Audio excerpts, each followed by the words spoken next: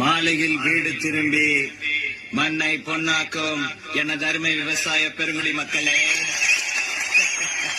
வீட்டுல படிக்கிறேன்னு போய் சொல்லிட்டு வந்திருக்கும் சிறுசுங்களே, எப்ப வேணாலும் போயிடும் போல இருக்கும் பெருசுங்களே, இளைஞர்களை கவர்வதற்கென்று கலத்தவர் பவுடர் பூசிக்கொண்டு வந்திருக்கும் இளைஞர்களே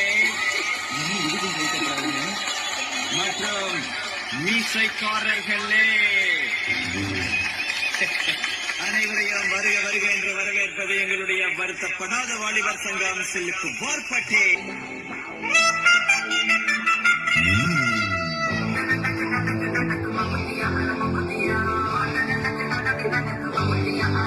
Yeah.